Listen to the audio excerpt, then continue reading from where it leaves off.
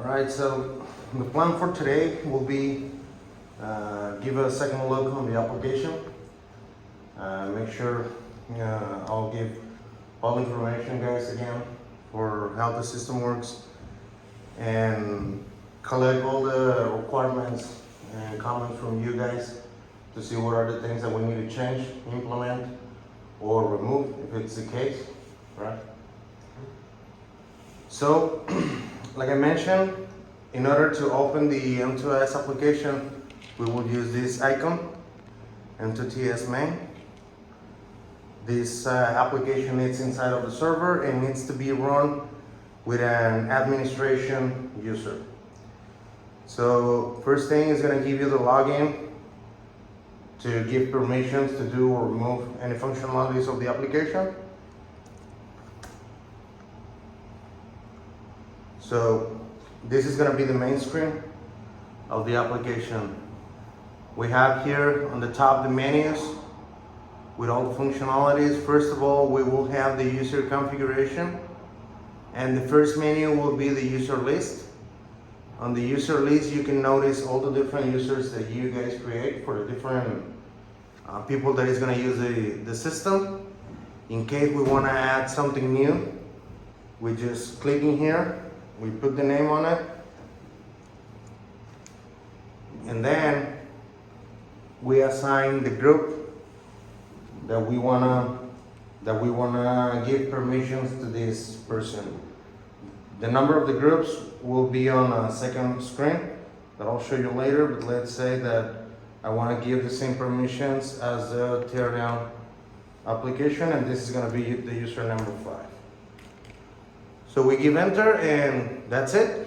You create a new user, and by default this user is not going to be enabled or activated. So in case we want to activate or not use anymore this user, we just click on this box to enable or disable the user. Okay? Where is the password set up? I'm sorry? Where is the password set up? Where is it possible? Yeah, Password. The password. Normally all the users will be created without the password because the password needs to be added individually by the users. Okay. So if you wanna, let's say we wanna add a password to the teardown guys, which is a 9999, you open the application, you log in with the user 9999, and then This is the new change. yeah, this is the change that you guys requested yesterday. So when you log in with the teardown user, the only possibility will be to open the teardown application. Not anymore. Stop. That's that one is done. Okay, that's good. Yes. Yeah? Excellent. So let's move back to my account. So when you log in, let's say I want to change my password. I log in into my account and then I go to this change password. It's gonna request me the current password that I have, and basically I just put 2 times the new one and that's it. All right. So continue with the user configuration. Like I mentioned before, you have the user groups. This user group, it's basically to create a package of people that is gonna have a specific permissions depending on what we need these guys to do on the application. As always, we have the admin, the users. We create the teardown, which is only allowed to use the teardown application, and just as a demonstration, we create the ENG. So this is basically on the user configuration, user groups, and in order to enable or disable permissions, you go to the access list. In the access list, you will have all the different permissions from all the different applications that we are currently using on the system. And for example, yesterday, the Dr. Tag log that we mentioned was created yesterday, and even me as an admin, I don't have permissions for this, right? So in case I want to have permissions to read, create, delete, or update, I need to fill it out manually. That gives us the opportunity to remove or add permissions as needed. Right? And as you can see, we have the admin group name, we have the user, the teardown, and the ing. Okay, so if you want to modify some permissions on any specific guys or groups, you go in here to the access list and click or disable any box. Okay, and these two are just to configure the application, not exactly something on the system. These are specific tasks, routines, or instructions that we do on the application in order to modify according to the requirements, so we don't have to go into the code and do the changes directly on the code. For example, right here yesterday, the change of the teardown user 99 was this instruction is to enable this part that it's only allowed to use the teardown application. So we don't have to go into the code and do the full change on the code. We create these config parameters so we can do quick changes. Well, not exactly quick, but quick implementations without changing all the code. Questions so far with this? No? Everything's clear? Yes? Alright, so we move into the changeover menu.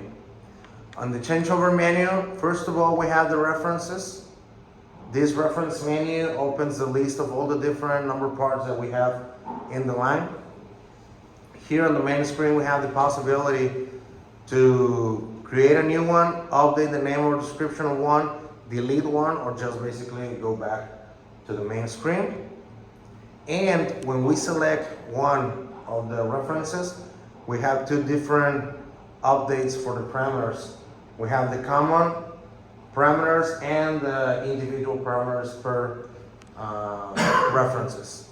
So if we go to one of the buttons, this on the parameters for the references, we will have first of all the menu with the different references that we have on the system, and then we select one of the different stations that we have loaded into the line. Let's say 6010A, and the data type that we're going to change. Right now on the system for the parameters, at least for the changeover, we only have two possibilities. We have integers and we have the strings. So let's say I want to go directly to the integer menu and I want to add something different or modify something different. So I click on the integer, and then it's going to display to me all the integers available into all the different stations. All right.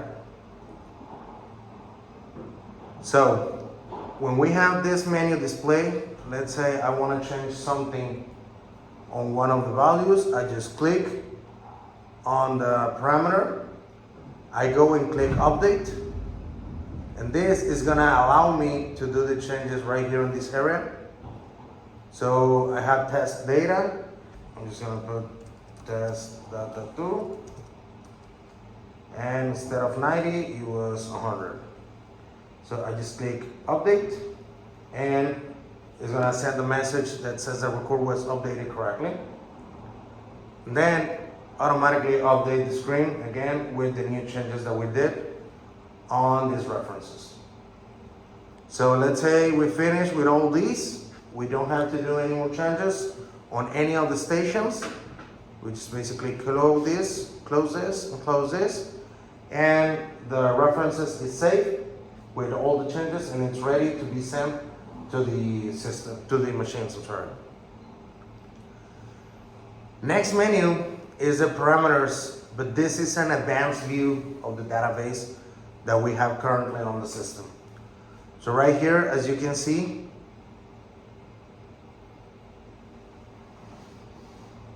oh, by the way, you can order the things with these menus as you prefer, depending on exactly what you want to do, or you can filter using this box right here, depending on what exactly you request. So all the screens contains these filters and this data to order the numbers depending on your request. So right here what we have, it's different parameters for all the references, with all the stations, and you can see exactly which ones are enabled, the descriptions that we have. So this is like a screenshot of what we have on this part. All right, but basically it's showing everything in just one screen instead of going one by one in all the different stations. All right, and something I forgot to remember this, when I modified this information, so I put it on it, I put the value, but this tag is not gonna be sent right now to the changeover. Why? Because currently it's not enabled, it's not active. So what we have to do is we have to click on this box that says active. So when I press this one, what the changeover is gonna do is gonna grab this, add it into the package of data that is currently sent to this machine and put it on. So if at some point I just wanna remove information, but I don't wanna remove the descriptions and the values, because maybe I will use it later, I'm just gonna go and deactivate this one and that's it. The changeover is no longer gonna send this into the machine. All right? Questions so far with this too?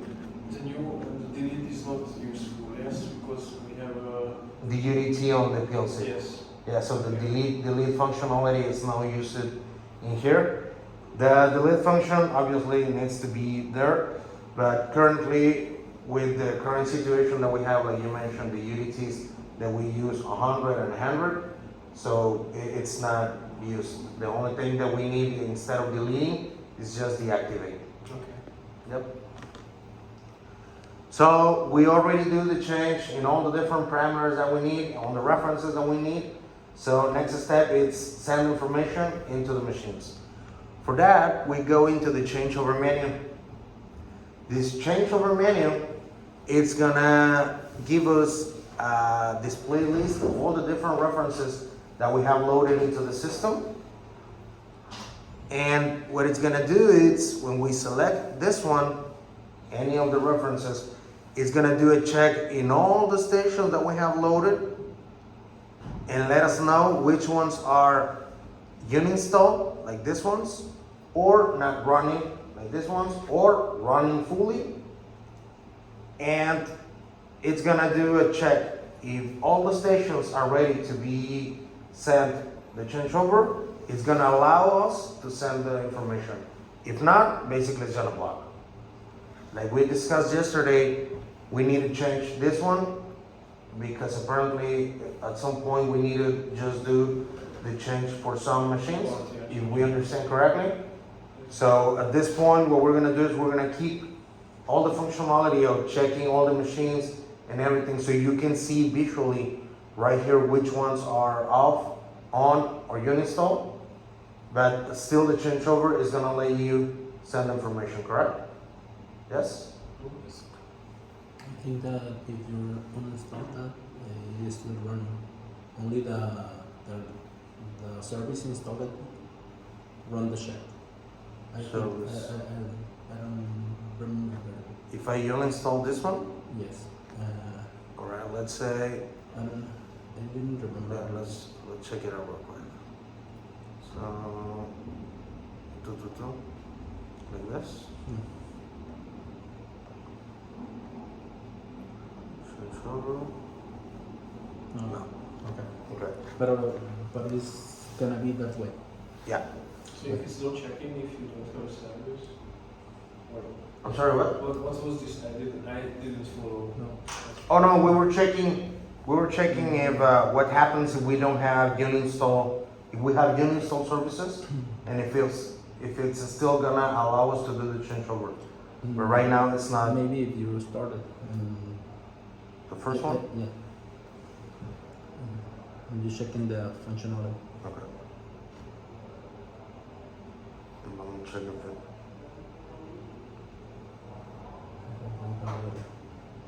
First.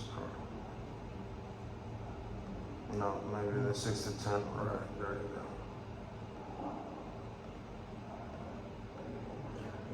When the line is running, how often do you need to use this? I'm sorry? When the line is running, Yes. Do you need to use this uninstall, install, stop the services, or No, this functionality. No. We're gonna move. All right, let's move into the. We're just gonna write it down on the changeover. We don't need to check all the stations to do the changeover, correct? But it's still, I'm gonna show you the current status of all the different machines right here. Yes. All right. So moving into the service installer. So the M2S application is not using OPCs or any extra softwares to run and communicate with the different machines. Instead, what we do is we install the services as a Windows service into the machine to run continuously, even if the machine is restored. When you restart the service and the machine, and the service was installed and running, it's gonna try to run again as soon as the Windows server and the Windows machine starts. For that, we have the service installer, which show us the different status of all the different machines that we have configured into the system. On the right side, we have one by one all the current status of all the different machines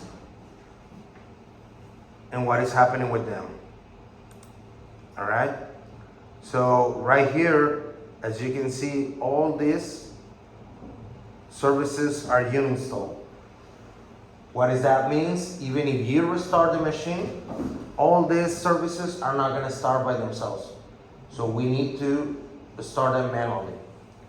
That's why, as you can see, you don't have the stop uninstall available on this ones just to start. On the other hand, on this one that it's running, you have the possibility to stop it, uninstall it. All right? So the right side is gonna give you one by one all the functionalities, and the left side but is. sorry, these services are installed, just not started, yes? I'm sorry? These services.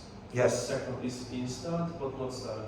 No, these ones are not installed. Not installed. Yeah, these ones are not installed. This one is installed and running, and if I stop it, Okay. this is installed. As you can see, you have the uninstall available, but it's not running. Okay. Andrew, what is the difference between the installed services but stopped Yes. and the uninstalled status? Uninstall is there's no connection available. Uninstall, there's no functionalities running on the background, so you can do the communication. A stop, it's you do the communication, you have the interface running, but you are not using the functionalities of the service. In uninstall means there's no system at all. So basically, when Yeah, you but logically it is the same. yes, I mean, No communication. in terms of the service, yeah, it's gonna be the same. But in terms of the service on the computer and the resources of the computer, it's not the same. Okay. Yeah, it's not the So same. if I would like to start the communication with the station Yes. permanently, Yeah. I need to uninstall. the Yes, service. correct. But if I need to stop it for Yeah, for a certain hours, time, or yeah. you just stop it. Yes, correct.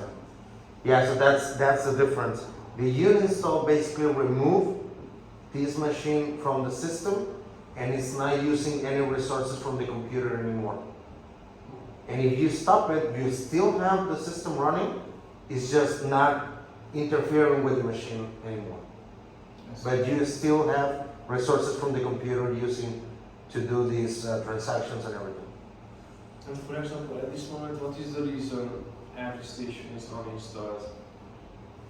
Because we uninstall all the system because the machines were off. Okay. So to not, because we were using the service to do a lot of Are you changes. using the switch of the stations? Yes, for example, right now, they start putting up all the machines. So right now, what we're gonna do is we're gonna just basically start putting all the machines online. Okay.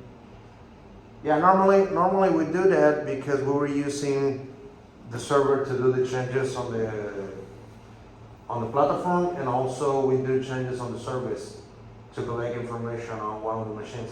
So to avoid using extra resources of the computer, We uninstall everything, so we don't have any communications and everything. We use the full power of the computer to do changes, and then we go back. All right? So, right here on the right side, you have all the different. Sorry, Yes, exactly. one more question. Yep. If I would like to add a new station, Yes. I need to ask you to install a paper service for us, or we can do it by ourselves. Right now, we are working with this functionality, create a new service. So basically what this functionality is gonna do is gonna give you all the different spots that you need to fill out. For example, the name of the service, the IP address, the tags that will be attached to the service and everything. So basically when you use this functionality is create, fill out the So form. under this functionality, we will really need to define all the variables and everything Yes. what is affected with the communication. Yeah, perfect. Okay. Yeah, normally with the 5,000 PLCs, it's just gonna give you the access to the name of the UDT that we will use and the results that will be loaded into this machine. For the 500, yeah, we'll have to put you all the different the list results, and so on, so on, so you can fill it out manually one by one. System parameters and the parameters and the results. Yes, correct. All three. All of them. Okay. Yes. So that's. Now it is not available. You can do it by. Yeah, right now it's not available, but if you send us an email, hey, I need to add this machine, we'll grab it, we add it, and test it with you. Okay. Yeah, so it's just maybe half. The only difference will be the time between you and us, but it's really fast to add something new. And is it possible to display somehow the recorded data points under the service? I mean, for example, I would like to know the addresses of the system parameters, for example. It's gonna be, yeah, I get the point. So what you wanna do is you wanna select. Just to see. Yeah, select one service and see the configuration of it. Okay. Because in case of any misoperations, Yeah. I would like to check the correct address. Okay, to check the systems, yeah, I get that. No, so far we don't have it, but we'll put it on the list to see how we can display to you the configuration of each of the services. So select one. This. Yeah, kind of. Okay. Yeah, so there's something neat about selecting one service, and then it's gonna display to you the system tags. For example, the heartbeat, parameters and heartbeat, and then the address assigned to this, and so on and so on. So all the different, and then another screen with the tags for the results. So all the tags attached, all the results attached to this service, and all the tags that we put on, and so on and so on. So there's something we don't have it so far, but we'll put it on. Thank you. All right. Sounds great. Yep. So, and right here, well, the right side, each one by one, all the different stations that we have on the system. Okay? And on the left side, you have same one by one, but also right here you have the capability of stop all the services that you have on the line. Let's say you are gonna shut down the line for the weekend and you don't wanna do this wasting of keep the computer on and the communications and everything. So you stop all, you uninstall all, and that's it.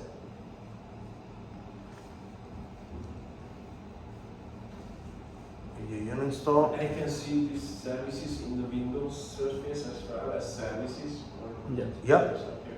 Yeah, let me start this one. Yes. If you go right here to the task manager and you go to the service area, and as you can see, you have all the services stopped right here. For traceability. It's the CO. And right here, You have the 60A, 6010A, and it's running. Nice. Yep. Thank you. Sure. Any questions so far in this screen? Yes. One thing. At the moment, Hmm? we have a normal Windows computer, right? Yeah, this but, one. What will happen if the IT will do something? Well done. Because, Like because what? at the moment, as I know, the standard IT Windows block the services of Windows.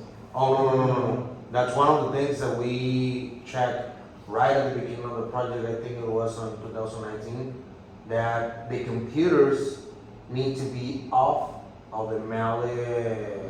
So Mali we interface. must do it.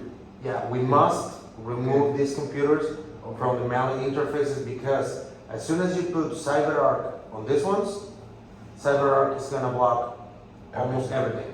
Okay, Almost that's why everything. I'm asking. Yeah. So we must keep this. Yeah, all these computers- standalone. Out of the domain of the Mali. Okay. Yes. Yeah, all these computers. Cyber spyware.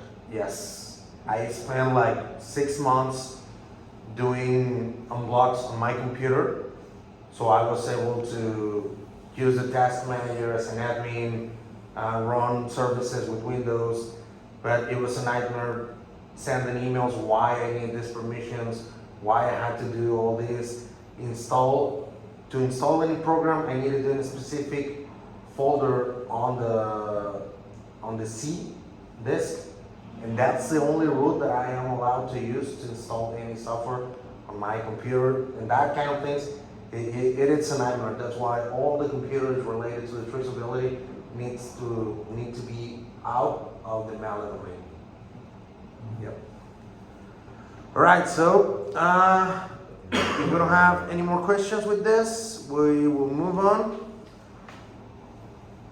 So the service configuration, it's basically a screenshot of what we saw on all the services that we have on the system.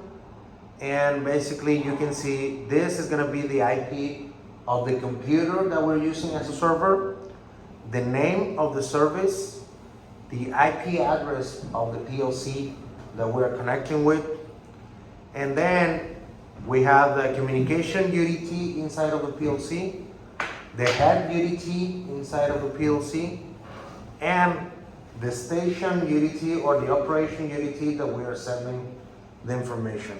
The server IP, well, in this case we have the SQL Express because it's a server that artificially it's borrowed until they can bring us the right server. I think that one is in process. And the station ID, it's the name associated with the machine and integer. All right. So basically, you have maybe something that it's not right, or you have any doubts, you can go in here and check it out. Sorry, Yes. is it integer or double integer? Double integer. So Yeah, it is- everything on these machines is double integer. Okay. Yes. So and is there any limitation when we need to add the station ID definition? So it is No. necessary to put 4 digits or 5 Oh, digits. no, we don't have any limitations. So what can we put to double integer? It's allowed. Yes. As long as you match the 32 size of the double integer, you're free to put all the different values that you can. Yeah, there's no limitation. Just one comment with this. As you can see right here, the rest of the stations does not have this box enabled, and there is no information right here on the reference ID, except for this ones, the 6090s. Why we see this? Because the 6090s currently are not in the Mali, in the line, and they are not connected to the system. So what the system is telling us right now in here is that we try to send a changeover to these machines, and it's currently trying to, but it's not complete. So basically, this is like an active changeover in process with these specific machines, and this is the reference that was trying to put on. Just in case you have some miscommunication problems and anything, you can go in here, check this and say, oh, okay, you know what, we have a changeover in progress on this machine, and for some reason it's not complete. So you can retry or see the communication.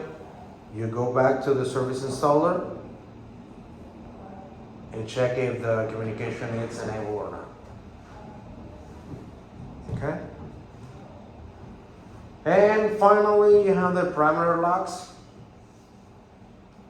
which basically it's telling us what is happening, who is doing it, and what the changes was. For example, right here, the change that I did for test data 2 from test data, it's already locked. It says the user, the reference, what was the tag affected, when it was affected, what is the tag description new, tag description old, the tag value that was previously, the new one, and if for some reason the tag changed from a station, you also will see it in here. And if you change the factor, well, you also see it in here. All right. Basically, this is just a log to see what is happening on the references.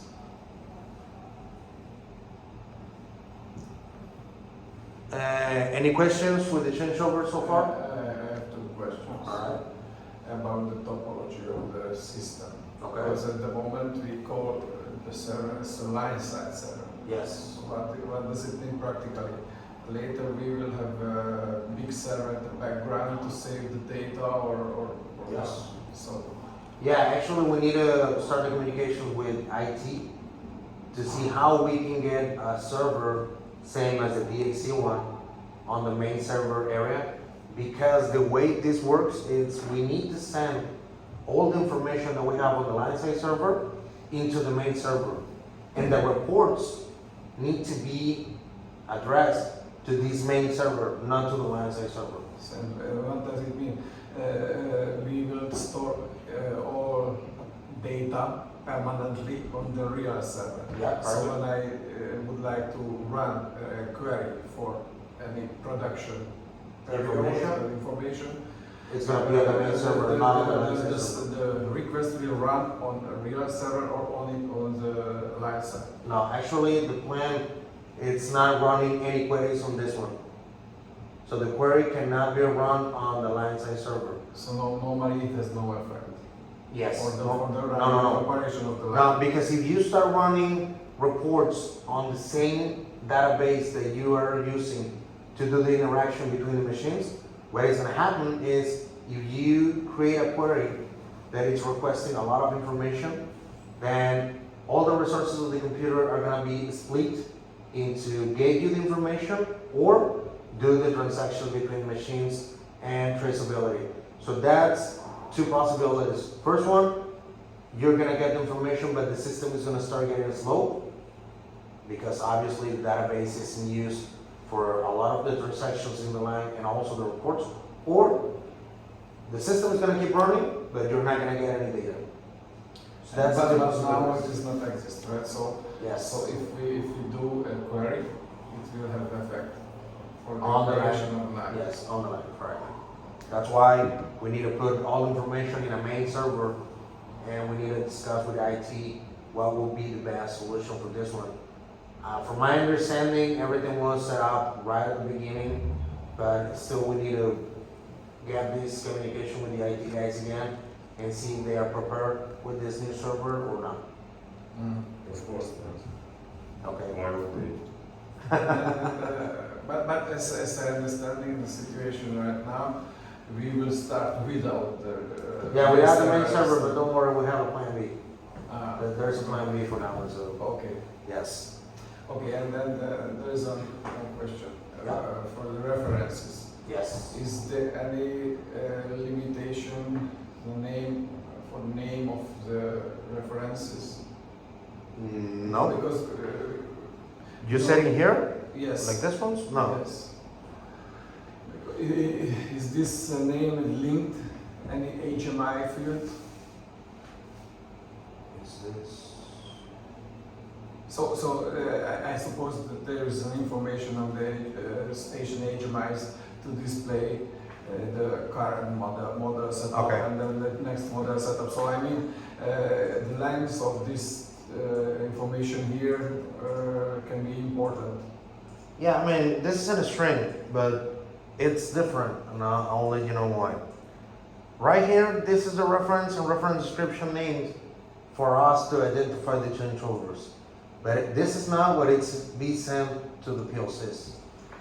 If you select one reference and you go to update common parameters, right here on the update common parameters,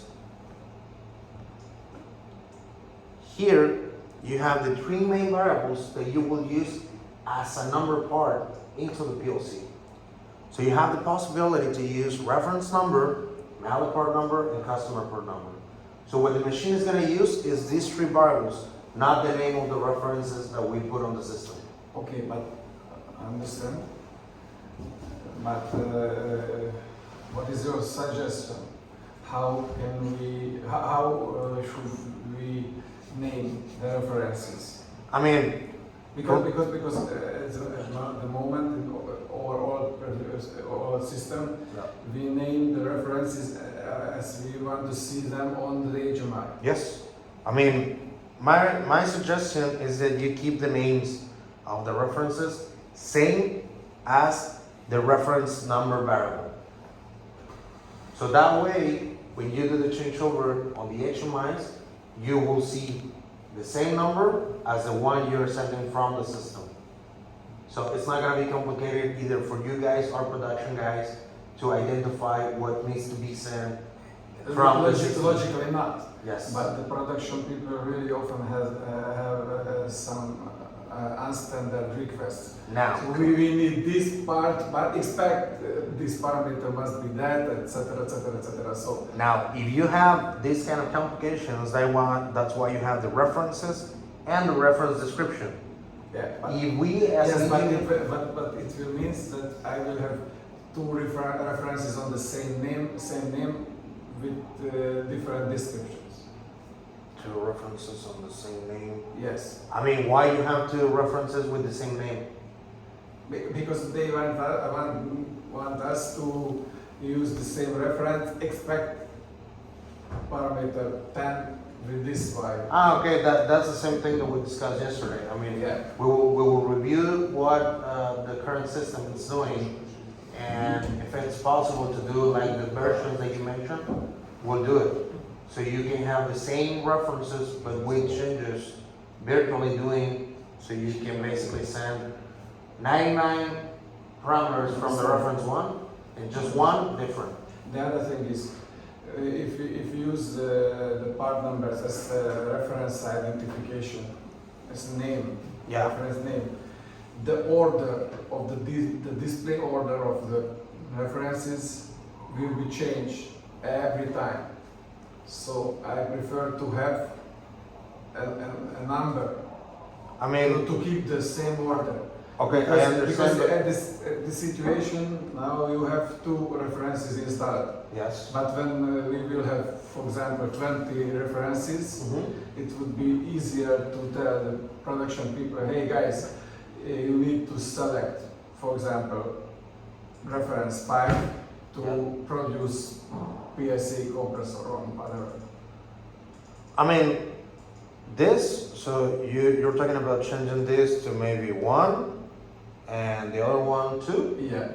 It's possible, it's not a, Not just this sphere, one on the line and the current, for example. So on the current one, One on the line and 36cc Gen 2. yes. Two on the line and G. So I prefer to have an order number Uh-huh. first and then the name. And the order number should be 4 digits. The order number. Yeah, the reference number. Okay. We can see change only the description because it's linked with another tables. The reference ID is linked. It's a primary key. The reference The ID. reference ID, yes, this one. We can only change the description, and we can order by description. And we can block the order for always show the same order. Okay. It's no problem.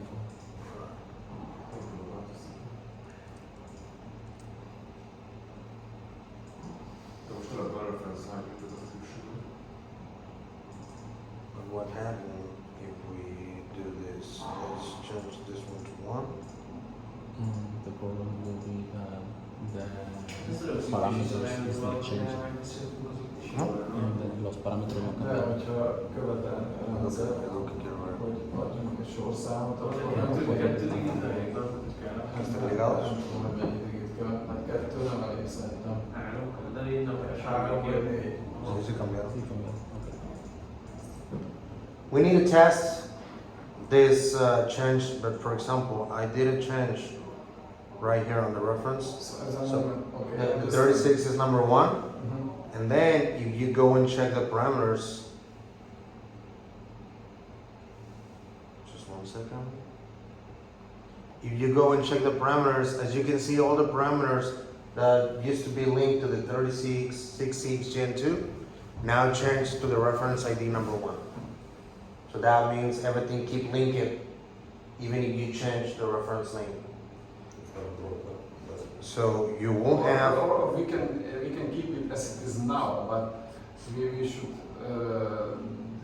define some local rules to name the products. I mean, the thing is that right now with the references, these two, we create these two to test the line back in Spain. Because those were. My question was, when I put a name here, will this field appearing on the HMI or not? No. What will appearing on the HMI? On the HMI, you will use these ones. Okay. So reference. in this case, the reference name are free. Names are free. So, Yeah, okay. the reference name is free for you to So, identify. Okay, understand. So Identify the we can references. use them as we want. Yes. So we can define it on the PS. I'm sorry, what? Can we define it on the PS program? Yeah, on the PLC program, yeah, because. Based on the tag. No. Which ones? There are 2 parameters. No, these Yeah, three, yeah. these three, you define it right here. Let's say you have the reference number 1, you go 6 to 15, and you select the string. So what you do is you grab it, you update it, and then you're able to modify this one. Let's say you want to put the number 1, same as the ID of the The references. reference number means this is just a running number. Yes, running number. Okay. Yep.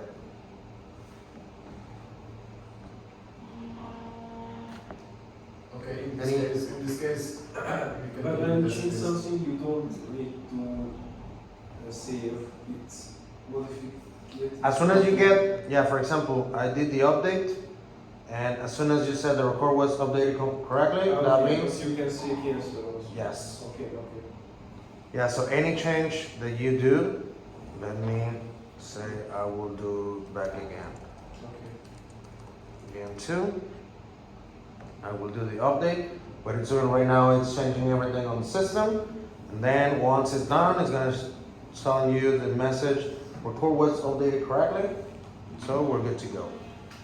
It changed, and let's see if that one changed.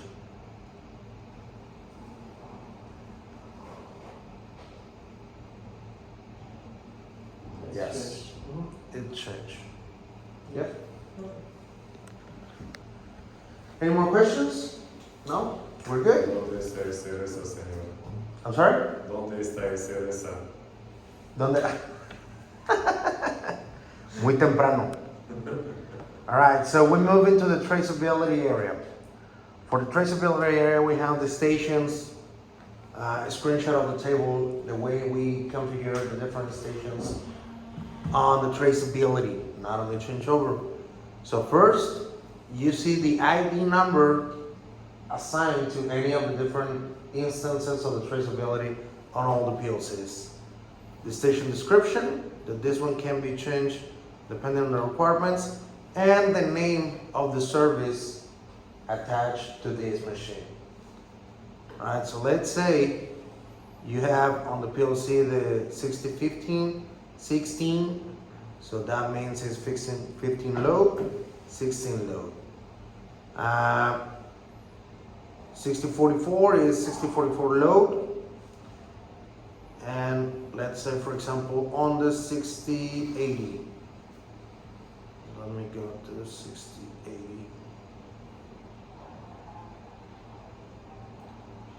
For example, on the 602530, which is a rotary, you have the 6025 rotor load and the truss body load.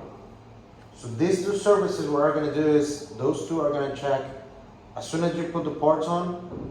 They're going to check the codes, and if everything looks okay, it's going to allow the part to turn. All right. Then it's going to keep running, and at the end, when you want to finish the process and save the information, you have another two services, which are the rotor unload and the truss body unload. And then, so that means on the station you have the 6025 1, 2, 3, and 4.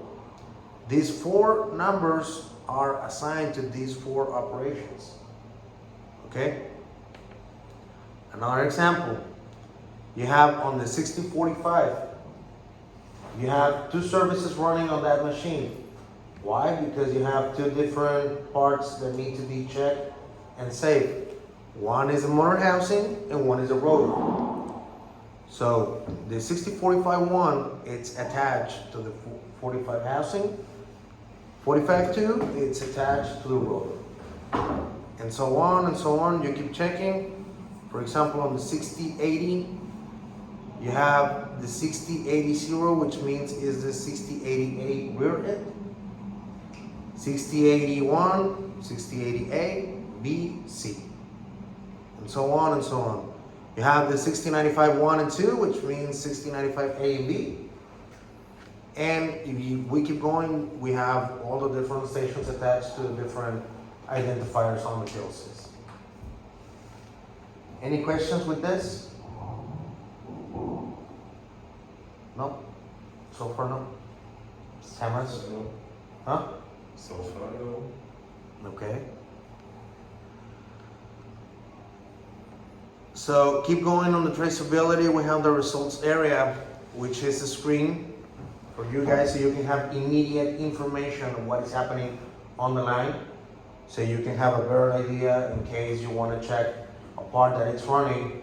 And hey, I run this part, I want to check the data immediately. So basically you go, you can filter same as any of the different columns information that we have.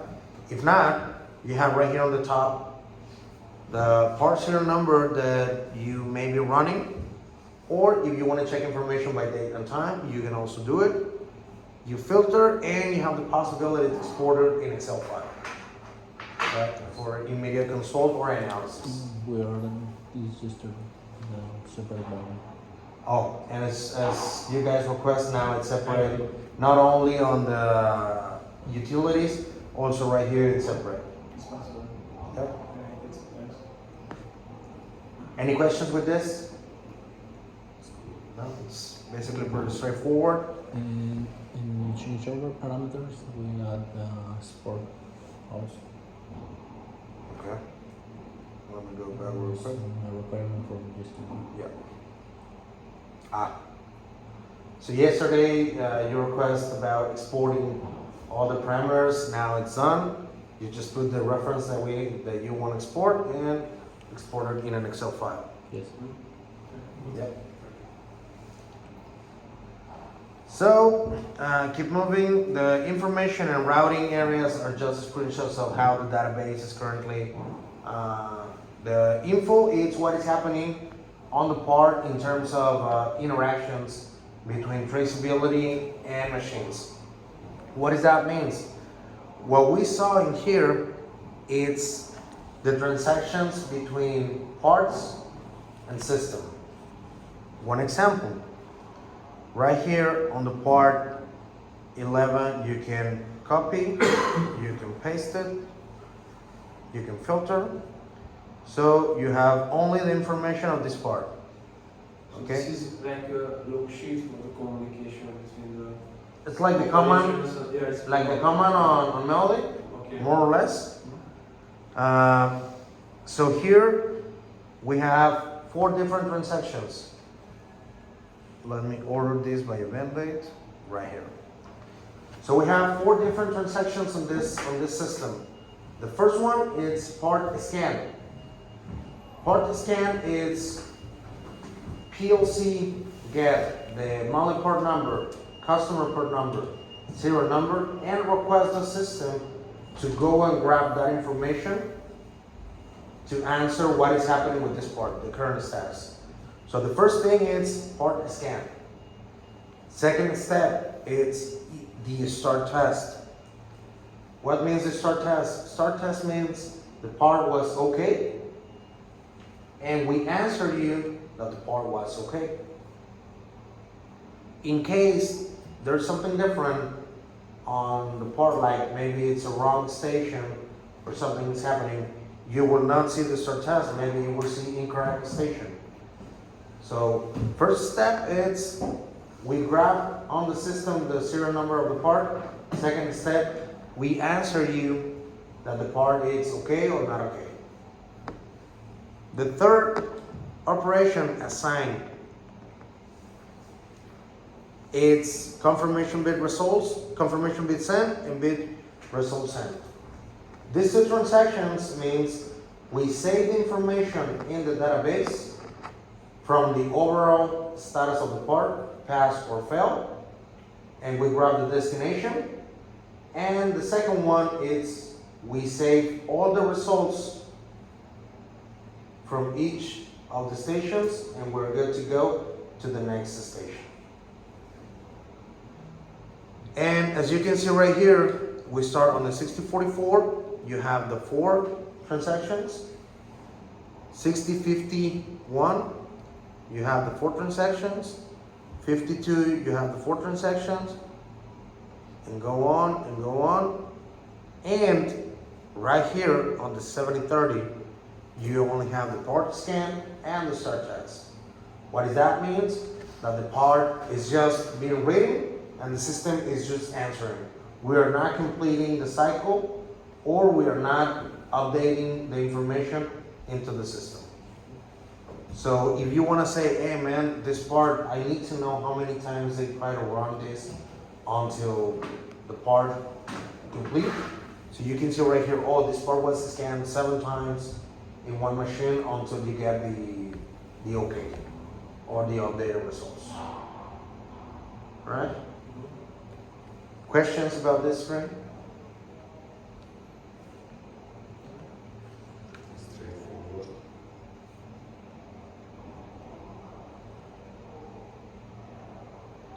Let me see if I find someone. There was. Szeretnék kérdezni, hogy van valami kérdés, miért hol van a sör. This is one example that I mentioned in the past. For example, you have right here the part scan for this serial number, and then the system answers the incorrect station. Right? So you can see, hey, why this part is not giving me the okay to start. You go and check, oh, it's something wrong with the part. All right? Where can you check, for example, this information? When? Like on the melody, you checked the station, the destination is in the palette sheet. Here, then can you see what is the destination?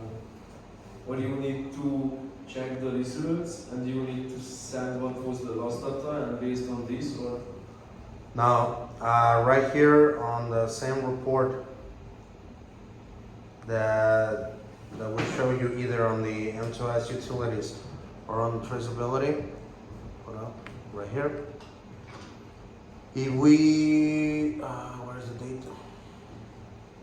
I mean, for example, if I have a port, Yes. how can I check what is the next station? What is the next station? Yeah. Oh, is this one, the event ID. As you can see right here, the part comes from the 7010 and the destination is the 7020. This part comes from teardown and the destination is the 7030. Okay, so I need to find back what was the last results here. So you can, if you have the serial Okay, I number, understand. you just put it right here. Let me give you an example, copy. Paste. So right now I have only the information of this part. I have it by date and time. So that one starts on the 6044. Next station, 6051. 6051, next station, 6052. 6052, next station, 6053. And so on and so on. So basically you go to the last and then it show you that ends 6054 and the next station is 6052-1, which means 6052A. I understand. Yep. Thank you. Sure? Yes? So here on the traceability on the tags, this is the screen where you will see all the tags for results attached to all the different stations that we have configured on the system. Yes, so you can see right here the result for the 6041, 45-1, 6050, 50, 70, 80, and so on and so on. So if you want to add a new result, you just go down here and start filling all the information. I want to add something new to the 7030, which the description is going to be final weight 2, and then the space on the UDT that we're going to use. We'll show you, we'll see that one more clear on the PLC, but on the PLC for the results, like we showed yesterday, we have in a range of 45 booleans, 45 double integers, and 15 strings as a standard in all the machines to use to save information. Sorry, Yes. Angel, one question. Yep. In the old melody, we transferred the acceptance window together with the result value. Is it existing M2S too or not? So I mean, for example, it was a result for a dimension in height, okay, and we also had to transfer the pin height minimum and maximum values together with the result to the database to be able to create histograms. Okay. Is it existing this? Yes. Or all free, all 100 variables are free? No, 100 variables are free. If you wanna grab the limit, minimum, and maximum to do studies or to have a report, Is it expected? Because in the old melody system, we must have to define a minimum and maximum value for every data points. now if you wanna, right here, if you wanna put minimum and maximum, you need to put it on the changeover. So the changeover parameters are free. But back for the result. Yes, back for it's gonna be the same. If you wanna have the minimum and maximum recorded on the system, we need to add it as a result. Okay, but not expected. No, Okay. no. So we So don't have So that. it means in this case, you are the M2S is not able to create. Yeah, histograms no. So far no. Okay. Yes. Understand. Somebody log in. Access the- Yes. Somebody use the server. Done. Hold on. Yeah, it can be.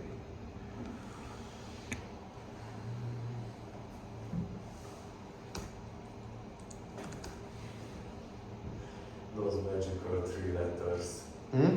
Those magical 3 The magical tree FSA. FS. M2S. Fabricou systems de tração de borracha.